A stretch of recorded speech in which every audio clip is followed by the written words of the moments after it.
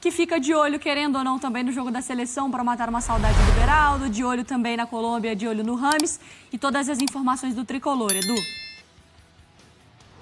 É isso, Mari. Boa tarde para você, a todos no estúdio. Vou falar um pouquinho também de mercado da bola, né? O São Paulo tinha 3 objetivos. Um atacante já foi contratado, já estreou, o André Silva, estreia na eliminação no Campeonato Paulista. Um zagueiro pelo lado esquerdo, chegou o Sabino, veio com uma lesão, com um final de recuperação de lesão no pé direito, sofrida o ano passado no Sport, não jogou ainda nessa temporada, a expectativa é que ele seja apresentado nos próximos dias. É um contrato diferente de apenas 3 meses até a metade do ano, talvez ele seja testado neste período. Falta um lateral esquerdo para substituir o Caio Paulista, que no final do ano foi para o Palmeiras.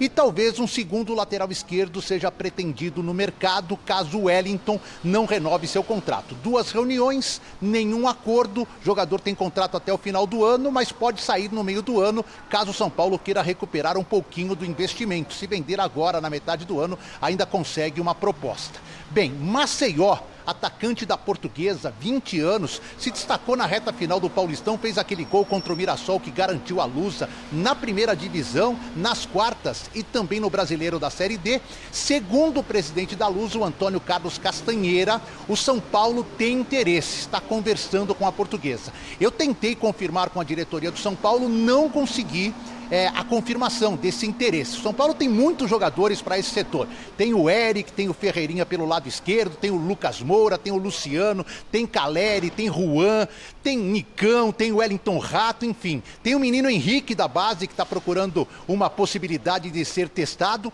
Maceió talvez seja um investimento do São Paulo ou vir para amadurecer, para ganhar a experiência no São Paulo sem muitas oportunidades. Enquanto isso, pré-temporada segue aqui e hoje todo mundo de olho na transmissão dos canais ESPN e do Star Plus, porque Rames Rodrigues deve estar em campo às 17h30 contra a Espanha, amistoso, e a gente vai ver a real condição do Rames. Se a falta de intensidade é só aqui no futebol brasileiro ou se também atinge o colombiano nos jogos da sua seleção.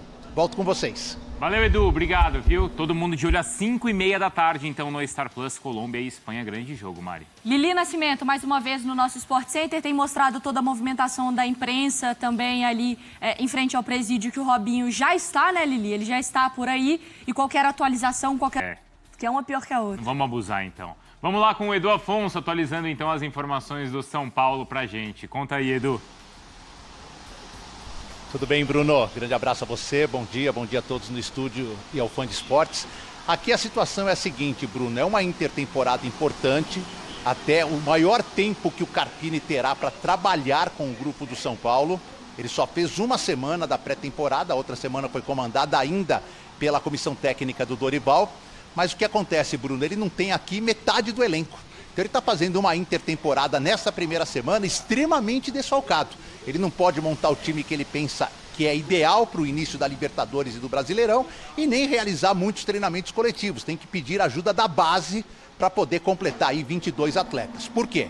A gente tem 6 jogadores defendendo as mais diversas seleções nesta data FIFA que só retornam quarta e quinta-feira da semana que vem. Os brasileiros na seleção do Dorival, Rafael e Pablo Maia, o Arboleda na seleção do Equador, Ferrarese na Venezuela, Bobadilha no Paraguai e o Rames Rodrigues, olha só, que joga hoje com transmissão da ESPN, do Star Plus, amistoso internacional contra a Espanha, e é sempre bom o São Paulino acompanhar porque vai poder ter uma noção se a intensidade do Rames na seleção é diferente da intensidade do Rames no São Paulo. Essa seria uma semana fundamental para o Rames, se estivesse aqui no CT, melhorar a sua intensidade, melhorar a sua condição física, teria aí 15 dias para poder pelo menos se igualar aos demais jogadores do elenco e se preparar para a Libertadores. Além disso, Bruno, tem os machucados, Wellington Rato, Luiz Gustavo, Caleri, que afirmou ontem que acredita que estará à disposição dia 4 lá em Córdoba contra o Tajeres pela Libertadores. O Ferreirinha se machucou na última rodada, o Moreira, o Patrick Lanza. Aí você junta tudo isso, são 15 atletas. O Nestor, o 15º, até faz alguns trabalhos de campo, mas meio elenco que não pode treinar nos próximos dias. Mesmo assim, o Carpini vai aproveitando. Ele pretende que a diretoria marque pelo menos um jogo treino na semana que vem, já com mais jogadores à disposição, para ir testando a equipe e montando o time que ele pretende colocar na estreia da Copa Libertadores. Talleres em Córdoba, Cobresal no Morumbi, Fortaleza no Morumbi e Flamengo no Rio de Janeiro são os próximos 4 desafios do técnico São Paulino, onde certamente, depois daquela eliminação precoce no Campeonato Paulista, ele será muito avaliado, muito pressionado e muito cobrado, Bruno.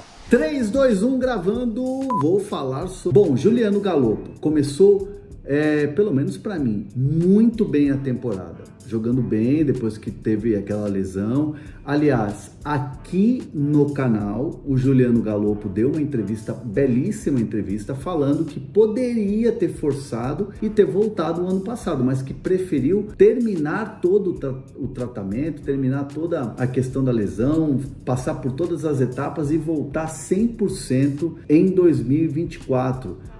Tem na playlist de vídeos aqui do canal essa entrevista com o Juliano Galopo, que é muito bacana, vale a pena vocês assistirem. Diante disso, o Galopo chega muito bem na temporada, tem algumas oportunidades, faz gol, teve aquele lance do VAR lá no jogo em Mirassol, que eu me lembro que ele jogou uma partidaça, inclusive, e depois foi perdendo espaço. E aí, o que é o perder espaço? O Galopo foi perdendo espaço porque muitas vezes ele acabava jogando em outras posições que não a posição dele mesmo original, onde a gente viu sempre o Galopo desempenhar muito bem no São Paulo, né? Então, assim, no clássico contra o Santos, por exemplo, jogou uma partida que não foi tão legal. E aí ele foi perdendo o espaço, né? Foi perdendo oportunidades. E isso vai deixando o jogador um pouco incomodado. Por quê? Na minha apuração, né, conversando com algumas pessoas do clube, o Galopo treina muito bem. O Galopo é um dos primeiros a chegar no CT e fica treinando, e treina a bola parada, e faz treino físico.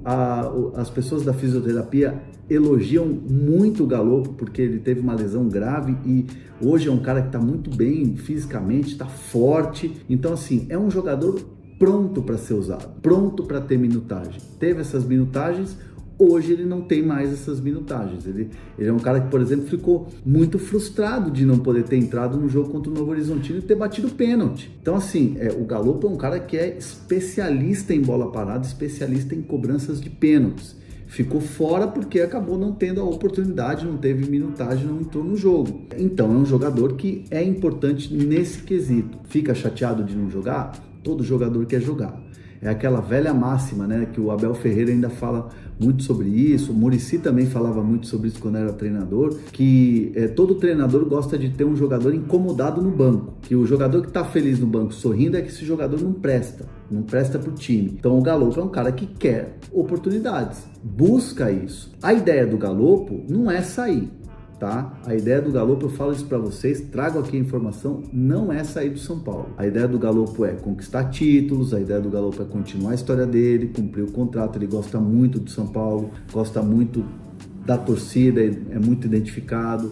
É um cara que tem parceiros dentro do clube, o Caleri e o Ferrarese são muito amigos dele. É um jogador que, né, tem assim já uma identificação, a torcida gosta muito dele, aquela coisa toda, mas a gente não pode deixar de falar que um jogador que não está sendo aproveitado, quando o mercado começa a observar, e eu falo isso pela experiência que eu tenho de mercado, quando o mercado começa a observar que um jogador bom, um jogador que, e as pessoas têm as informações, né? Vai buscar informação no clube, o cara treina, o cara se dedica, o cara é o primeiro a chegar, o cara fica depois batendo bola parada, é elogiado. Quando o mercado começa a observar jogadores que estão nesse nível e não estão sendo usados, né, começam a ser observados de maneira diferente. E aí, naturalmente, surgem propostas. E quando você tem uma proposta que você vai para um clube para você jogar, aí muda de figura, né? Eu digo isso nem buscando informação com o Galopo, com pessoas próximas do Galopo. Eu estou falando aqui de mercado,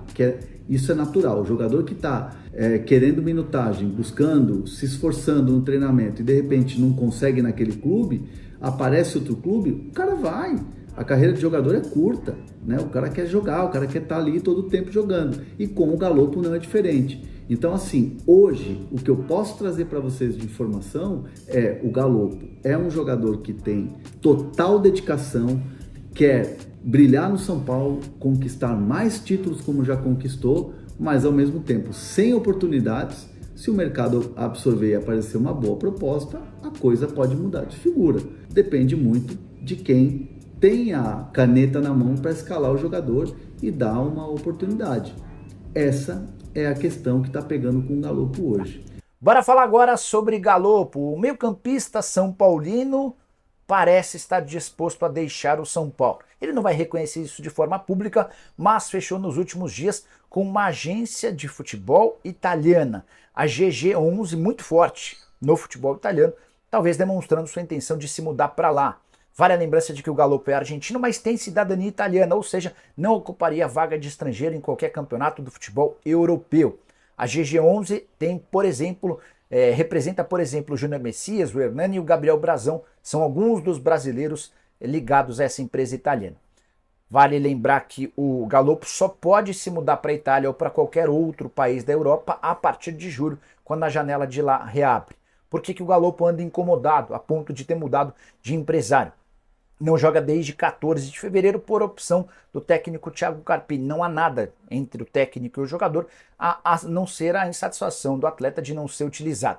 Em uma dessas partidas, ele nem sequer ficou no banco de reservas, não foi relacionado para o jogo por opção do treinador. Em outras ele foi para o banco, mas não saiu diante desse cenário. O Galopo quer jogar e se a coisa não mudar nas próximas semanas, ele vai permitir que os seus novos empresários busquem alternativas. Houve a especulação de que 3 clubes italianos já o sondaram. São Paulo alega que não tem nenhuma proposta pelo atleta. Agora, vamos falar do São Paulo? Pois é, o São Paulo que pode contar com Jonathan Calleri para a Libertadores da América. Pois é, o atacante argentino disse que estará disponível para Thiago Carpini escalá-lo na estreia do São Paulo na Libertadores, dia 4 de abril, em Córdoba, na Argentina, contra o Talleres. A afirmação foi feita pelo jogador durante uma transmissão ao vivo na Twitch, em que o centroavante argentino se filmou durante um jogo disputado aí junto com amigos. O jogador trata um rompimento de um cisto de Baker na região posterior da sua perna direita, o que causou inflamação e dor localizada. Ele não apareceu nas imagens de treino do São Paulo de quarta e quinta-feira, mas disse aí que deve estar à disposição para a Libertadores da América. O Carpini, hein, recebendo uma pressão danada. A gente estava falando da imprensa e o Carpini também nos últimos dias foram atrás de dívidas que o Carpini tem, sei lá, vasculharam a vida pessoal do Carpini. Eu sou contra, tá? Eu sou contra. Eu acho que quem não gosta do Carpini, torcedor, imprensa, pode fazer uma crítica em cima do que está vendo aí o São Paulo. Se não gosta da forma que o São Paulo joga, aí é uma coisa. Agora, ir buscar informação da vida pessoal do cara, eu acho que isso só cabe a uma pessoa julgar e, enfim, definir sobre o tema, que é o próprio Carpini.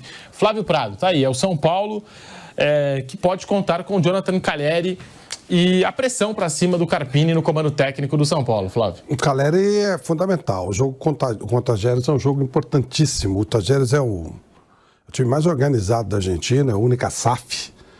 Não, o River Plate não é SAF, o River Plate é sensacional. Eu não gosto do River Plate, eu sou Boca, mas tem até uma universidade lá dentro, é um negócio sensacional.